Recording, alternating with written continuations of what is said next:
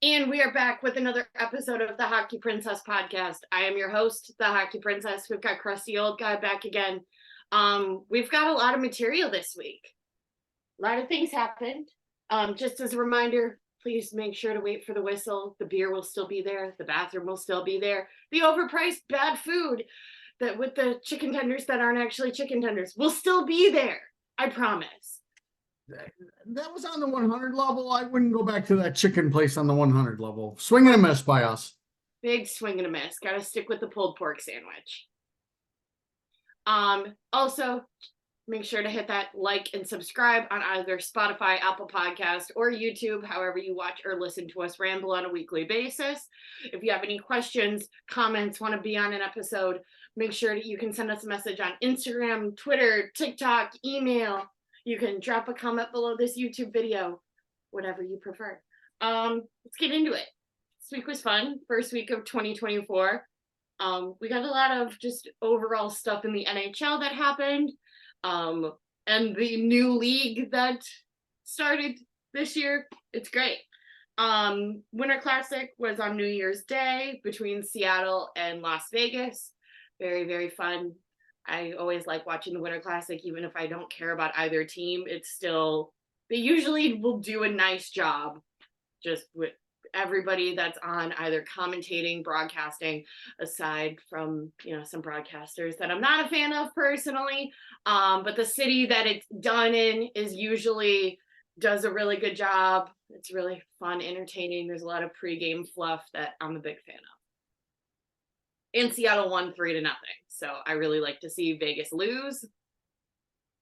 Well, they were throwing fish as the players did their walk to the rink. Yeah. It was very cool. It was great. I also liked the they came out in like the Kraken showed up to the rink or to the rink in like the orange overalls with the white shirts, and and I forgot what player it was that got the soundbite for it, but the only reason they thought about just not wearing shirts underneath, but they didn't want to look like firemen strippers. Which I don't know who that was, but I did really enjoy the fish tossing because it's not easy. And I did not see anybody drop anything on the intros, so pretty impressive stuff. Hit somebody in the face on live TV. Because they were doing it as they were walking, so they would throw the fish right in front of them. They're fish professionals. I was very happy with it. Yeah, it's almost like they've got a lot of fish in Seattle. Yes. But yeah, Winter Classic was cool. Love to see Seattle win. Another thing, Ethan, you have something for Winter Classic? Yeah. We're also word on the street. Next year, they're somehow going to make sure that the Beacon of Hope is on Winter Classic ice. Woo! That's what I'm starting to hear some rumblings. Let's do it. Are we getting Winter Classic or a Stadium Series? That I do not know. I would believe it would be the Winter Classic. I know there's the Heritage Series, which happens every other year. So it's happening this year. So I don't think there will be a Heritage in Canada. So maybe it's just a Stadium Series. I don't know how you actually go through with that bad of a hockey team that we have, but oh well. Do we play in Minnesota? We do, but we've already played them in a Winter Classic. I cannot see them throwing down on it again. I know. I just want to go to Minnesota. Huh? I just want to go to Minnesota for it. You can always go. I know. No, but I want them to do. It would be cool to watch the Blackhawks play outside hockey in Minnesota. Okay. Yes. It would be cool. I didn't go last time because I just figured it would be too cold. That's fair. So it's really cold up there. Do you have a preferred team that you'd like to see them play if we do have the Winter Classic next year? A preferred team. I'm sure I do. I don't know who that would be. Maybe the Vancouver Canucks. Ooh. That way you could have it maybe in Vancouver. Beacon of Hope is from Vancouver. I see a tie-in going in here. And, we hate the knuckleheads. We do. We do. You've all, so. Do they have another? Where would we play in Vancouver? I'm sure there's a spot to put outdoor ice in Vancouver. I was going to say, because I'm like, they don't have football. They don't have baseball. Like, there's usually for Winter Classics, it's another like it's a football field, baseball field, like sort of situation. That's a good question. I don't know. Do they have a football team? Mm-mm. A Canadian football team? Oh, that I don't know. I barely understand American football. Well, it's the same thing, except it's colder.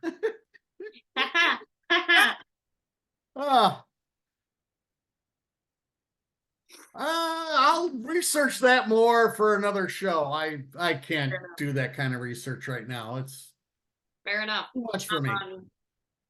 So, in other news, Ethan Bear signed 2-year deal with the Washington Capitals for a $4.125 million contract.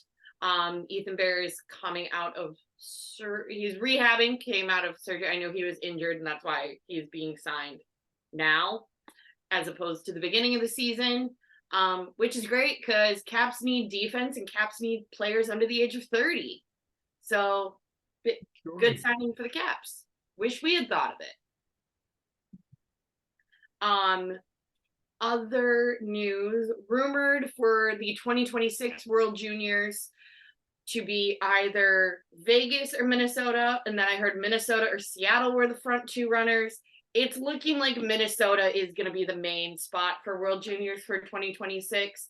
There have been serious rumblings that there are Minnesota Wild representatives at the 2024 World Juniors right now, that they're planning to make the announcement, at the end of the medal round of this year. I am all for it. One, I'm all for it not being in Vegas because I really don't want to spend New Year's in Vegas. And two, I'm all for it being a new place that I haven't been before. That also just being said, like if it is in Minnesota, if it is in the States, I'm going. This is definitely a hockey thing that I have not gone to, and there's not a lot of things to be checked off the hockey bucket list. Well, I'm just letting you know that supposedly it's a very difficult ticket. Okay, cool. So, good luck. I think I've got a couple of pumpkin head pucks that could be sold to make that work. I will make it work. Alrighty. Definitely, I will make it work. What else? A little bit of funny humor, because even though he is no longer a Blackhawk, I still like to follow him because I just like him as a player. Ryan Hartman high-sticked Winnipeg Jets Perfetti in a game during a face-off. They were mic'd up, and so there's audio of him telling Perfetti that he did it as retaliation for a previous incident for Dylan injuring Kaprizov in a previous game. But due to a magical loophole with the Players Association, they cannot use that audio to suspend him. So he's been given a fine, but he cannot be suspended because they can't use that audio, which I think is funny. Yeah, because if it's ever used in a disciplinary action, then the Players Association then steps in and says, "We just won't be miking up any of our guys anymore." Right. Now, they do get a list of who's mic'd up. So Hartman should have known who was mic'd up and who was not. I think Hartman fully knew who was mic'd up and knew that he was going to kind of get away with it, because Ryan Hartman is not, he's had fines before for things that he's done. The Evander Kane situation is probably one of my favorite hockey stories. He's used to getting fined for things. That doesn't seem to bother him. So I think he fully knew that Perfetti was mic'd up. Yeah. Again, it's it's a bush league, non-manly play. Listen, you can take out somebody's eye. It's a stick. It's not supposed to be used as a weapon. You have a problem, drop the gloves with somebody. Line somebody up on a blind hit and knock them out. That's fine with crusty old guy. But the stick isn't supposed to be used that way. It's just, at the end of the day, I think less of them because of it. The Kaprizov incident, Dylan was a little upset. There was a great reverse hit by Kaprizov on Dylan. The cross checks that he gave weren't anything different than any other cross check that goes out throughout the league. He just must have caught the thrill in a spot because it wasn't, he didn't wind up like crazy and overextend. It was your normal cross check, which half the time, most of the time isn't called. But yeah. So I get protecting your player, and now your best player is out. I don't like going about it with the stick. That's all. Fair enough. Fair enough. Other exciting news, the PWHL has begun. It exists now, and I love it. For those who don't know, that is the Professional Women's Hockey League. This is their first season. They started January 1st. Their season this year will run until approximately May 5th, I think is the end of the regular season. And then I think they have playoffs after that, I think. That hasn't been completely announced or cleared to me yet.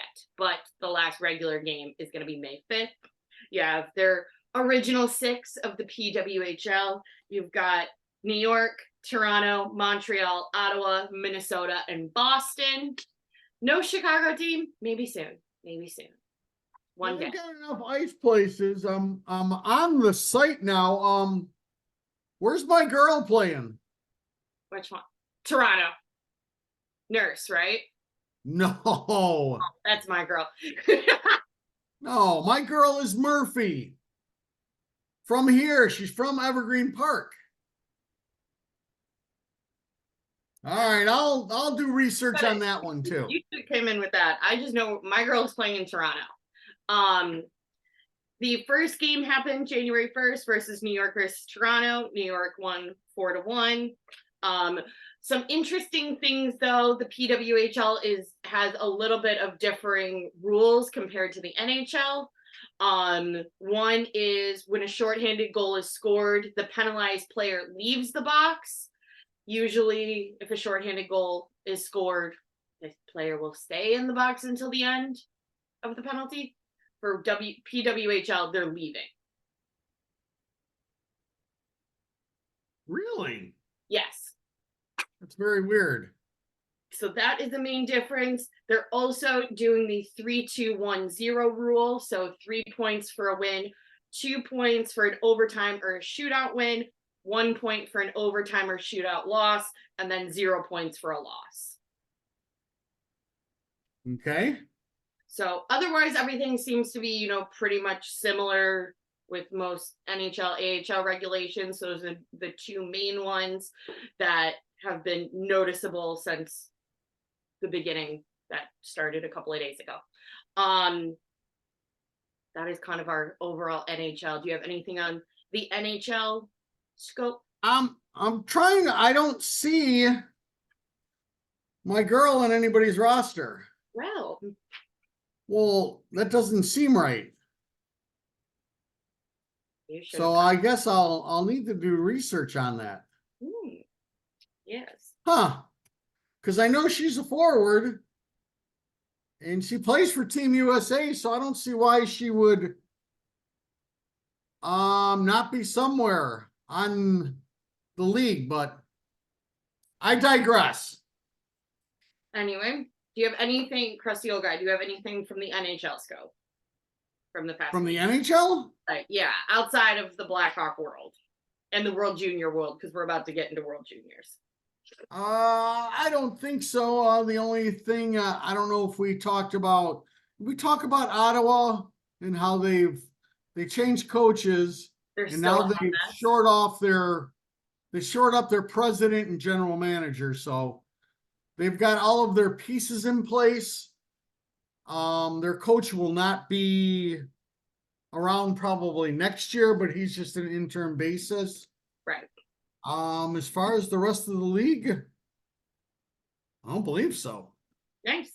Let's get into World Juniors. So last Okay. episode, World Juniors had barely started. Now we're going into the medal rounds.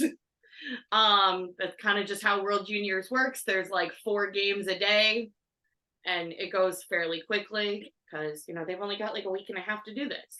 The college kids have to go back to school. Junior kids have to go back to the CHL. They got stuff to do. They sure do. Big things probably for, I mean, so Slovakia is now out, but everyone, even though Slovakia did lose to Finland in that last game that Slovakia played, everyone has been talking about how great Adam Guyon has been playing when he was starting. And it was also noticeable that, you know, for the Finland game, he was not in net. So, but it's been those, I definitely think Guyon and Misiak have been the notable, or like a few of the notable pieces when people are talking about Team Slovakia this year. They've definitely, I mean, Adam's definitely the main one that everyone's talking about, but I think Misiak's been getting given a lot. Is there a reason why he didn't play in the Finland game? No, and I think it's wild. Yeah, that just seems pretty weird because he's their guy. Yeah, anytime a backup has played for them, it's been with some rough sauce. So I didn't quite understand why he didn't play. Yeah, very interesting. Another big surprise that I'm excited about, mainly because I think Canada needs to get taken down a few pegs. Not the 18-year-olds that are on the roster, but, you know, Team Canada fans and the Team Canada organization, you know, you can be beaten. And you have been. You are not God's greatest gift to hockey. There are other people that can beat you. And Team Czech did, which we love. Because I also like it was some rough sauce for Team Canada. They also do, once the team's eliminated, the top 3 players for each team. Mm-hmm. So you do know who was the top player for Team Canada. Of course, Macklin Celebrini. No. Denton Matachuk? That would be correct. So I watched enough of it. You know, it's going to be interesting for crusty old guy. As again, Denton Matachuk is the guy I wanted instead of Korchinski. We'll see how their careers go. Very interesting. Denton's all over the place. Core would have been all over the place also had he played. So the difference is, hold on, I need to let Rutu out. Fair enough. But I also like to see, I'm just going to ramble while crusty old guy is letting out the dog. Not that I enjoy Canada being eliminated. I mean, I do a little bit, but it's more of like a fan base because they're a little obnoxious. Here, keep going. But I'll be back. I like when World Juniors is not just, you know, USA versus Canada and everybody else has just been invited as a courtesy, but there's not really any competition. Even with the NHL, I like shake things up. I like when, you know, teams that haven't been well or haven't been good or no one really expects them to be good and they come out swinging. It's definitely a good time and it makes things more interesting. Sorry for leaving you hanging. You're good. But yeah, the juniors, it's always a different animal once you get into the single elimination after the preliminary round. And again, they went out a fluke goal off the skate. Went off a Bonk's foot. Bonk's another big defenseman who went, I believe, to beginning of the second round. It's just, that's why you've got to applaud the way the Team USA is playing. They're making sure nothing's close in the third period. Yeah, so nobody can give them a scare.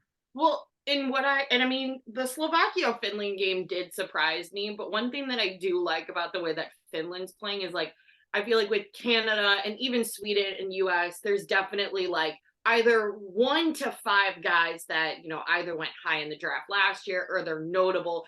Finland really doesn't have like a quote unquote superstar on their roster, but they're all just playing very well as a team. They're able to make it work as a team together. Yeah, they've been one of the weirder ones in the juniors for like the last 10 years where they don't care what they do in the preliminaries. It's more about making sure their structure's the correct way for that. So, you know, they've never been a team that I don't think has gone like 4-0 in the prelims, but they're always a team that's a threat once the medal stuff starts. So Which I think makes sense. good for them. Even with the NHL, like, you know, October and November really don't matter come May. They do not.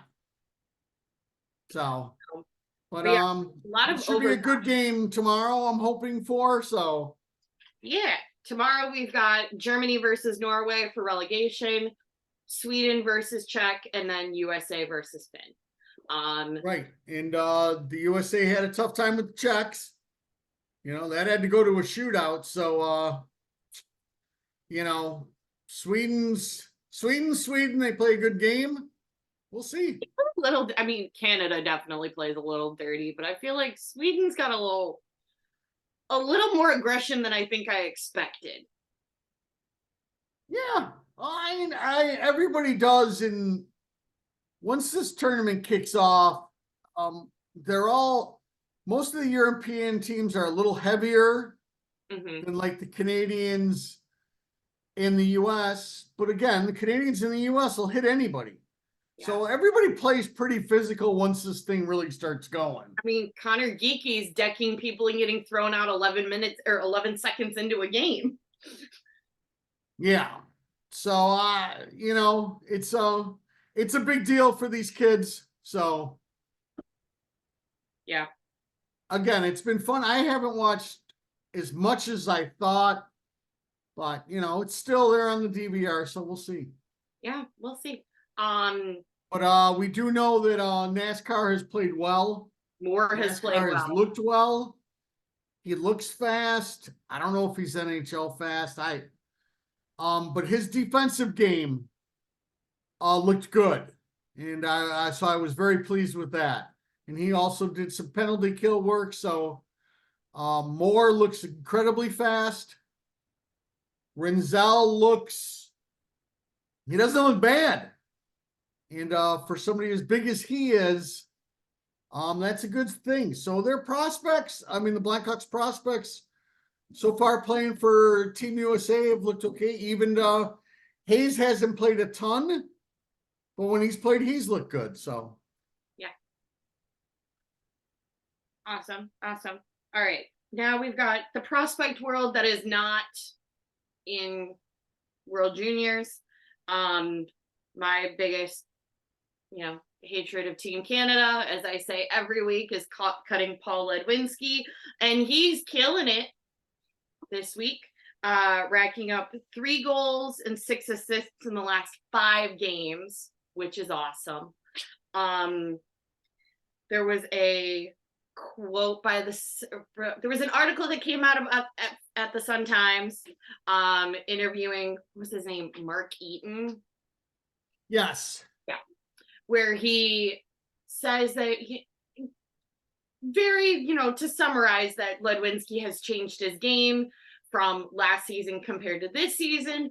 But what I really didn't like is that he says it was almost like he was playing more like a Patrick Kane type of player. Now he's playing not necessarily more physical, but more efficiently. When did we start using Patrick Kane as a bad term in terms of a player's performance? When did that start? Was that with the Deadwing contract? But this man isn't even like a Blackhawk trainer. So I'm a little confused. When did we start saying that playing like Patrick Kane was a bad thing? Because for somebody who might be projected to be definitely a bottom six, maybe a top six, in the early rebuild, comparing him to Patrick Kane would be, a good thing, not a bad thing. So I didn't like that. I didn't like that at all. Yeah. I'll pull up the article just because I want to. But basically, this has got to be a quote from Mark Eaton. He's able to create space and open up space for his line mates. Okay, that's a Patrick Kane thing. He's not trying to beat guys as much one-on-one. In order to open up space and create space for your line mates, you will need to beat somebody one-on-one. Yeah. I don't understand that quote. Yeah. So he's saying he's not beating his guy one-on-one, but he's able to open up space. I call shenanigans. Yeah. Okay, it's just, so he goes on to that, to give that, so then he says he's simplifying his game. He's playing more with an identity and what he will be at the pro level. He's a powerful skater. Whereas at times in the past last year and early on this year, it was almost like he was playing more like Patrick Kane type player. Now he's not necessarily more physical, but more efficient. I don't know what any of that means. I don't know why there needs to be a Patrick Kane thing put in. Ludwinski is having a fine year. Yeah. If they were to just say that, he's becoming more efficient, like being less all over the place and kind of honing in on like his strongest skills that he can bring into the NHL, that's one thing. I understand that train of thought completely because he has, done a huge jump from last season to this season. Him and Slager, in my opinion, him, Slager, and NASCAR probably have had the biggest jumps in terms of progression between one season to another. But the Patrick, that makes no sense. That makes absolutely no sense. But so Ludwinski's still doing great, long story short. I could pick apart the article some more if you'd like. No, I think we're good. We gotta. No, okay, you're done. I can't really hammer at this some more. No, do you want to hammer at it? Go for it. Go for it. And ask, why do I have a big defensive defenseman schooling my forwards on this team? Is there not enough personnel for somebody who's played the position to be coaching these guys, to be developing these guys? No, is there a reason why it's a defenseman? Yeah, because you're in Kingston, Ontario. And we've only got one guy? I don't know. Or we got two guys. We got him and Brian Campbell. Those are the only guys that can go anywhere. How about Colin Frazier? Do you think he could go work with the forwards? Why don't you sit him down with the forwards? Again, this is just, Kane's brought up to distance what Kane is to this organization, and there's no need for it. Yeah, there's not. Okay. You're good? You're good? Not really, but we're going to just move on. Okay, moving on. See, we've got Alex Ferrand with a huge goal, almost Bedard-like, if I do say so. It was pretty cool to watch. For Sudbury against Hamilton this past week. He's 3 goals in his last 5 games, which is great. Sam Savoie's, spot on the roster, as I'm going to say, because he's still injured, not actively playing. So his spot on the roster from Gatineau was traded to, I am going to botch this because I don't know French, but the Rouyn-Noranda Huskies, which is in the middle of nowhere in Quebec, for about 5 draft picks. As we said last week with the Sachin exchange over in the WHL, this is normal. A lot of Gatineau fans were still very upset because, Sam Savoie was, as a lot of people quoted, the heart and soul of that team for the past couple of years. He was definitely a fan favorite, which is not hard to believe because the kid just seems cool. I just like watching him on the ice. He seems cool. But it is a normal thing, especially because Gatineau is last in the division. They're not thinking about this season and if Sam can come back for the last 2 games. They're not making the playoffs. Even if they do, they're not going to go far. They're thinking about next year, the next 2 years, the new team that they can, collect and draft, because, a lot of their superstars are either playing in the NHL, they were traded to a different team. That group has kind of completely phased on out. I think Savoie was really the last spot on that roster that was a part of the old group that went deep into the playoffs the past couple of years. But this is normal, which now it just makes my Savoie jersey a lot cooler because he got traded. But I don't even foresee him playing, any games at Rune Narada. That's also just because I'm manifesting that, the Blackhawk organization gives him his first NHL game against Carolina if he's healthy enough in April, but we shall see. Last one, Roman Kanserov with another assist this past week. He's now at 5 goals, 6 assists in 38 games, which we said a couple of weeks ago that it might seem low compared to the other prospects that are playing either in the NCAA or they're playing in the CHL. That's normal stats. That's good stats for the KHL. Not everybody's playing every game. They do things a lot differently over in Russia. That's fine. His contract was also extended for 2025-2026 season over in the KHL. That's also fine. He'll be 21, 22, I think, when that contract expires. If he decides to come over, that's also okay, because guess what? We're not making a push next year or in 2 years. We've got time. There is no real difference between letting our prospects develop here for a couple of years or letting them develop over in the KHL. The only main difference is we have less eyes in terms of watching them develop. We have a little bit more control for our prospects to develop here. But at the same time, we're not making any sort of push. He doesn't need to be ready if he chooses to come over in a year or 2. He's got time. He can take time. Yeah, well, but the problem being things have just gotten tougher over in the KHL.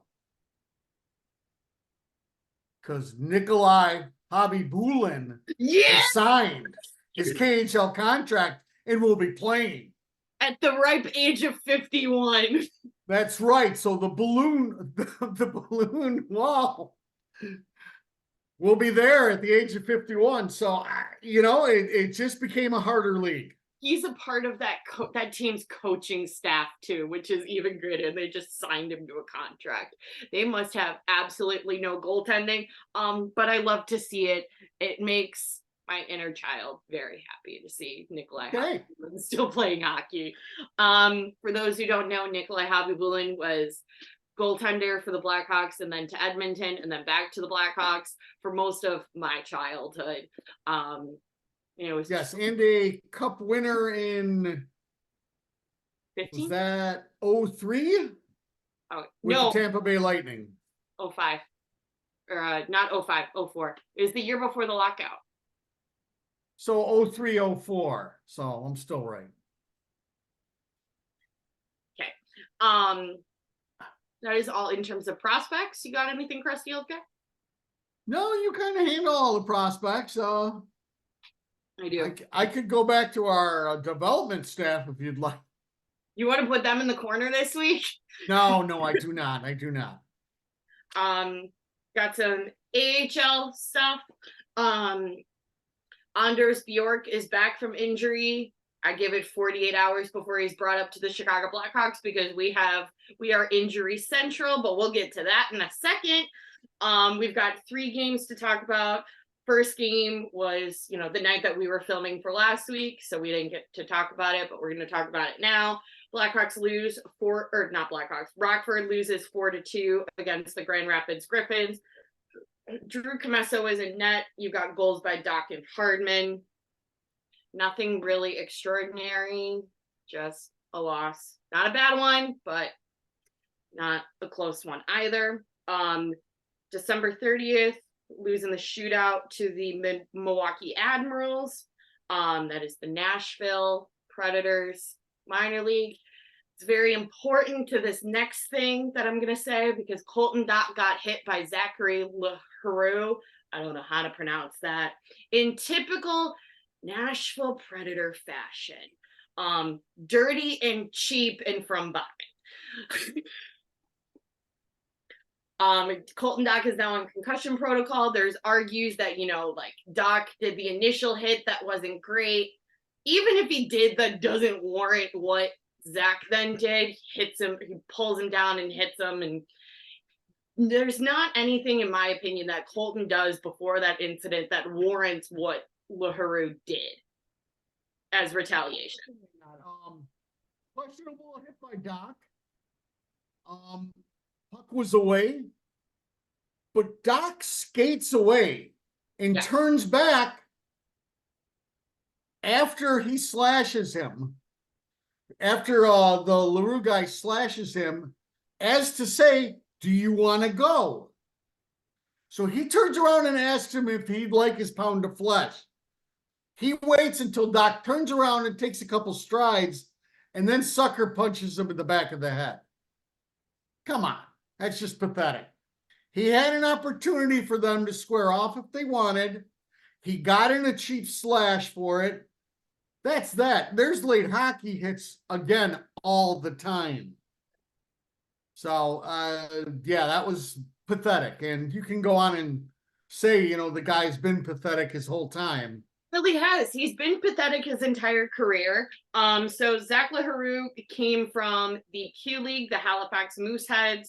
I did, inquire to our Halifax Mooseheads, not expert, but certainly is at a lot of more games than I am. And he confirmed also that, this is not new for LaHaru. This is kind of how he is pretty much every game that he played in Halifax. He was suspended 9 times in the Q League. 1 time for a 10-game suspension. There are definitely videos on Twitter circulating about him spearing a fan. So he kind of takes his anger out on absolutely everybody. Not a fan whatsoever on how he plays. I definitely think that physicality is a part of hockey. It just is. You got big guys on the ice. They're going to hit each other. They're going to fight. It happens. But there's a line, between what's a part of the game and what is over the top and can actually really hurt somebody. And I think here's the line. Here's that guy just way over there, just way past the line. Oh, no doubt about it. And again, the game has a built-in system if you want to handle these situations. Yeah. You square off with the guy. Right. It's pretty simple. Yeah. You both drop the gloves, you both throw some punches at each other, and now we're done. Yeah.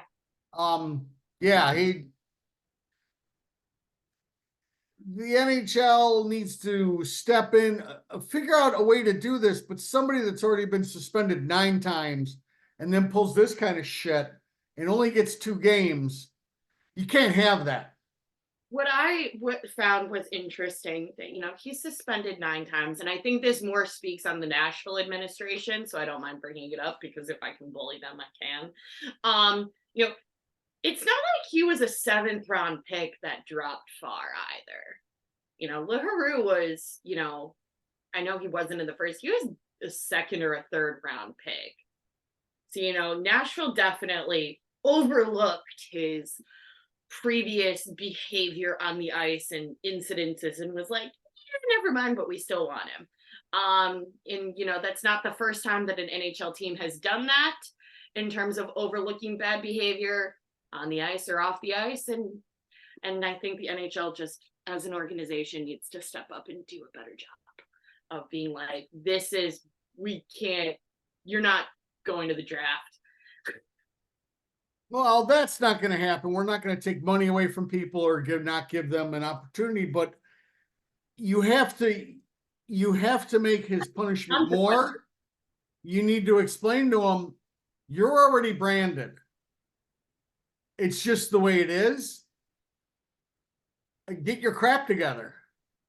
Nobody's telling you not to lay big hits. We're just saying when people are defensive and the play's stopped, you can't be playing, you can't be doing stuff. So no, but I do think there needs to be, actual consequences for instances like this that could actually draw serious harm to a person. That's why I don't think Jacob Trouba ever takes any of his fines seriously, because he's going to lay a massive hit on Jujhar Khaira and he's going to get taken out by a stretcher and he's going to get a $5,000 fine. I don't think there's actual serious consequences for when hockey players do stuff like this. Right, but we have a different opinion on Trouba. Trouba, again, right after that, stepped up, squared off with people. He's never been a person that's run away. He understands that he lays a big hit, there might be consequences for it, and steps up to the plate and doesn't come back and do anything completely cheap. So, made a career on. I think Jacob Trouba has made a career on laying hits that are he's a hitter. He packs a wallop. You need to know where he's on the ice.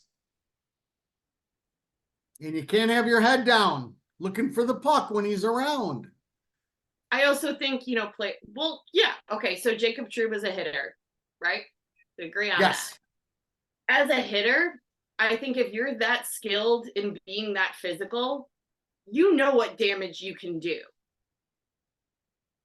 Oh, you do, but it's, again, that's the part of the game. The part of the game is to lay the biggest hit you can within a legal bounds. And most of Trouba's stuff has not been egregiously over the line, and he hasn't ever, that I know of, did a hit like this kid did, where he just makes a beeline for him because of another hit. I've never seen Trouba jump somebody from the back. I'm gonna find.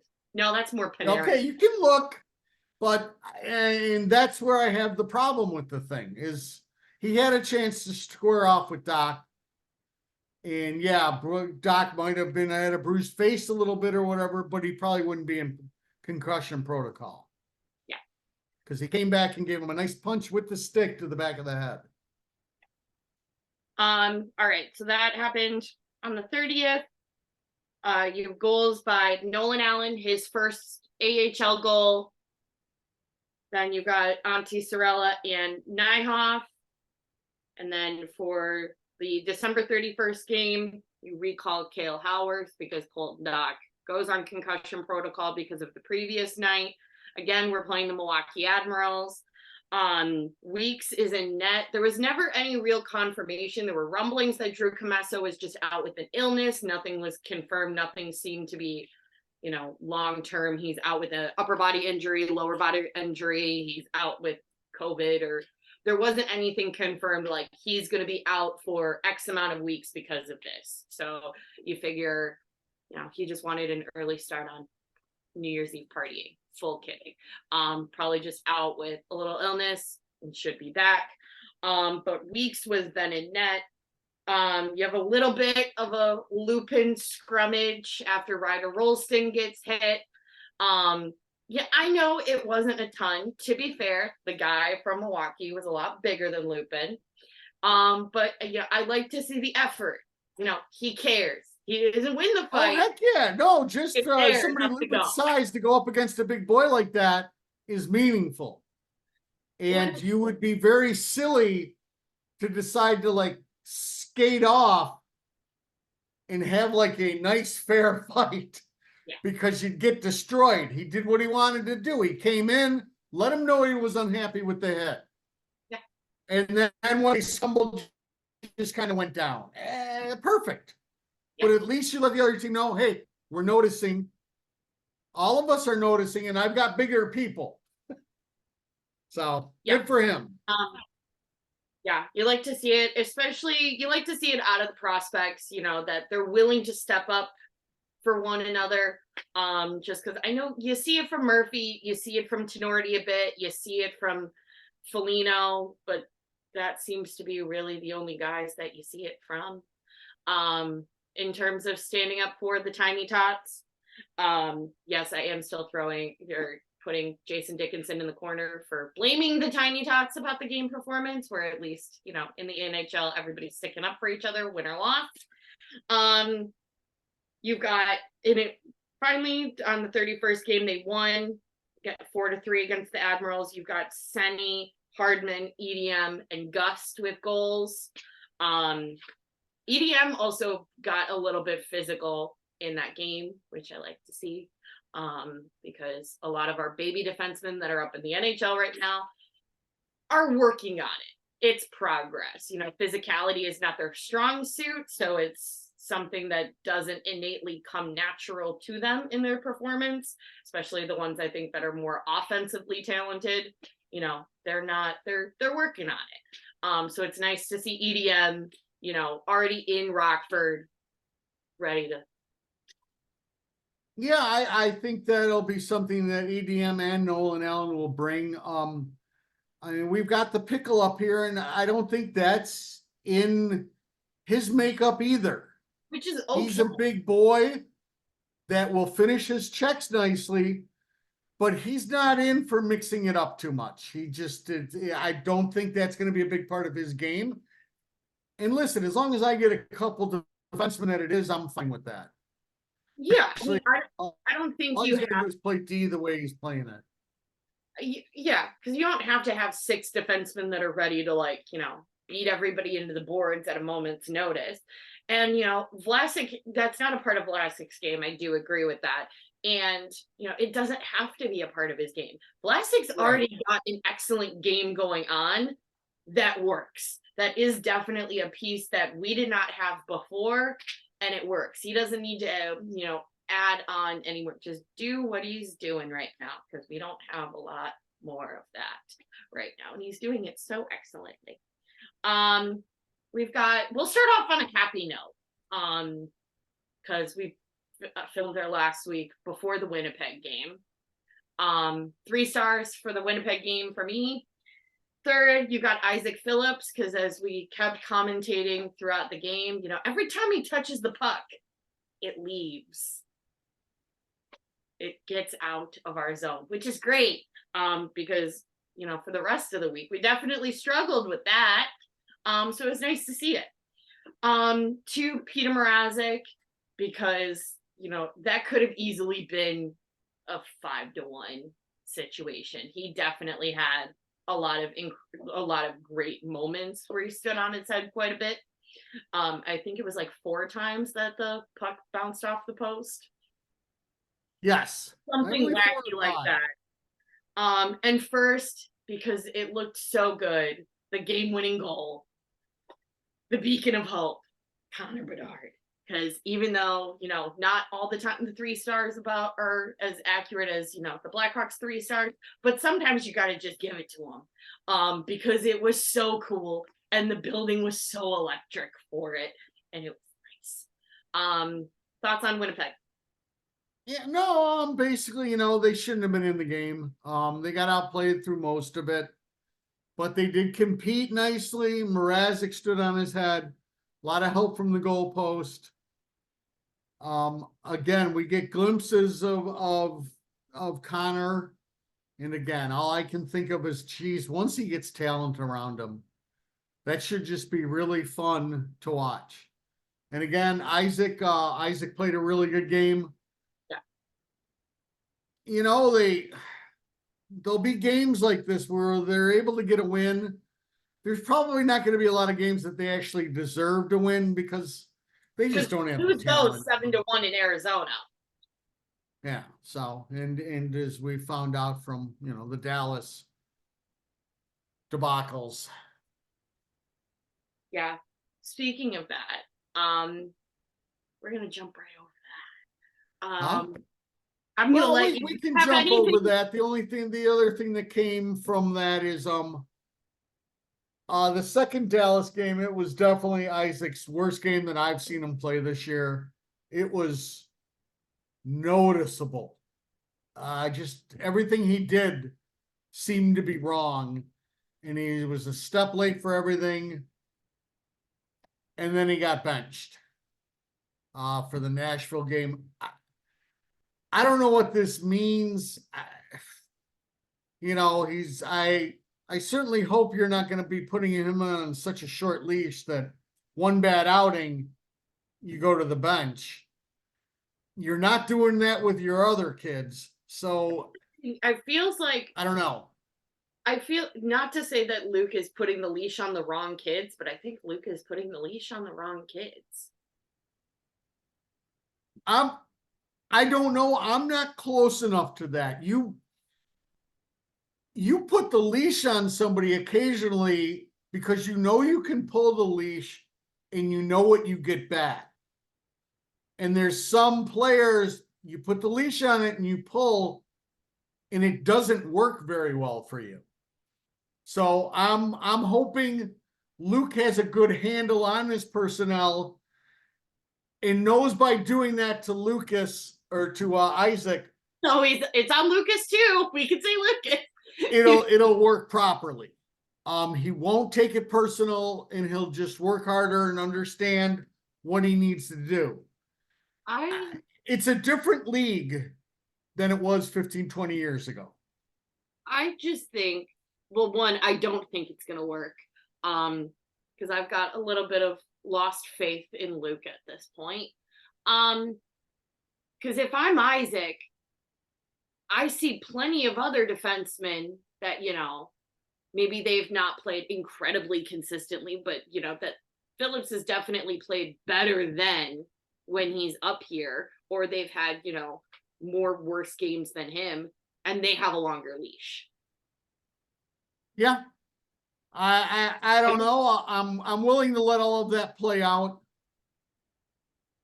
I don't know what their final plans are for Isaac. We're going to have a logjam at defenseman soon. I don't think they know their plan. I don't think they will be able to. I don't think you know what everybody is yet. I mean, you don't know what core is going to be. Is he going to be a Gustafson, or is he going to be a Roman Yossi? I don't know. Right. We don't know about the two kids down in Rockford. It's just, it would be great if you knew after a year, okay, this guy might make, this guy probably won't.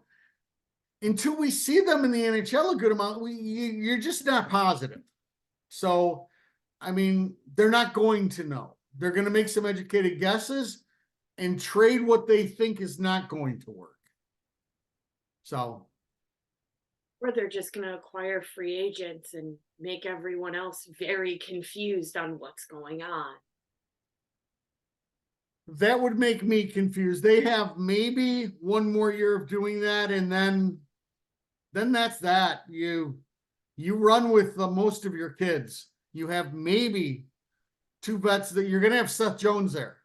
So you maybe have one other vet. That's it. And if you all of a sudden are still teaming up half with your vets, then that's on Kyle, yes. I love that. I love when I can blame Kyle. What, you're thinking Vlasic, Seth, you're figuring Connor's still in the picture, or is Connor a flip at the deadline either this year or next year? I think Connor Murphy will be gone at next year. I don't think he'll be moved this year. There might be some nibbles for him out there, but you're going to have to retain his salary for next year too. So, so you're running Tenorti maybe, but Tenorti's just not going to get it done for you. He's too flawed as a skater. Well, I think that's huge one. If I'm Isaac, I'm like, we're all watching Tenorti's performance, which is great at some points, but at some points, like one of the Dallas games, it's also bloody awful. Oh, the first one, the 4-1 loss in Dallas, Tenorti was by far the worst player on the ice. So Like, yes, I'm Isaac. I'm like, you're putting me on a tight leash, and these veterans basically get to walk free and have that bad of a game. yep. I mean, again, you know your personnel, and maybe Luke knows that this isn't going to send Isaac over the edge. So that's what I'm hoping on. I'm not thinking Isaac's getting sent over the edge. If I'm Isaac, I'm, how can I get out of here? Well, that's next year. Yeah. I believe he's no longer waiver exempt. They either keep him up. If they go to send him down, I'd He's say getting there's at least picked up. 25% chance he gets claimed.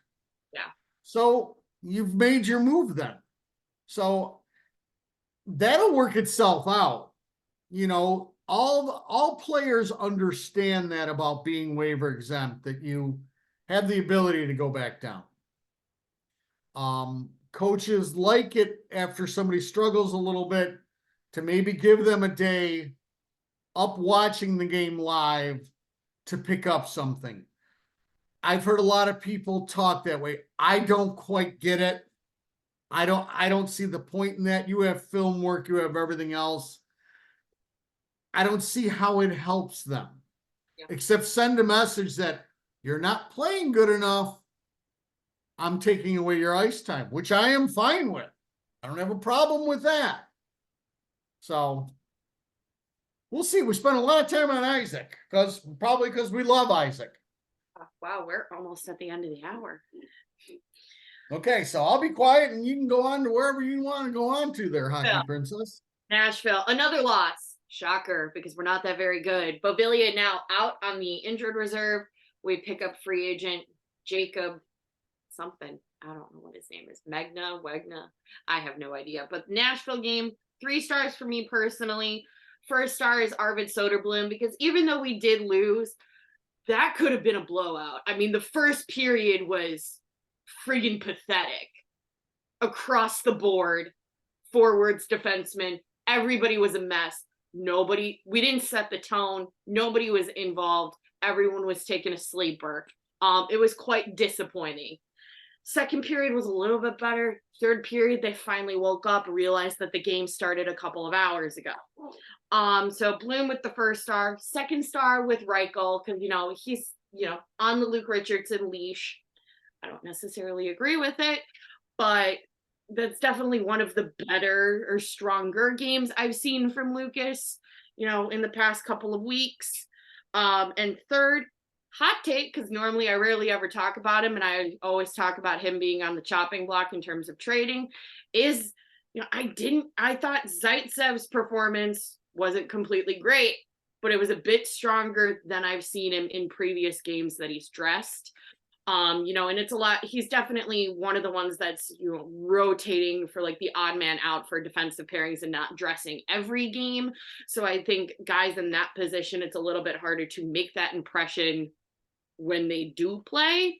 And I liked it on the game against Nashville. It was definitely better than I've seen him before. Wasn't great, wasn't awful, definitely better than before, and that's what matters.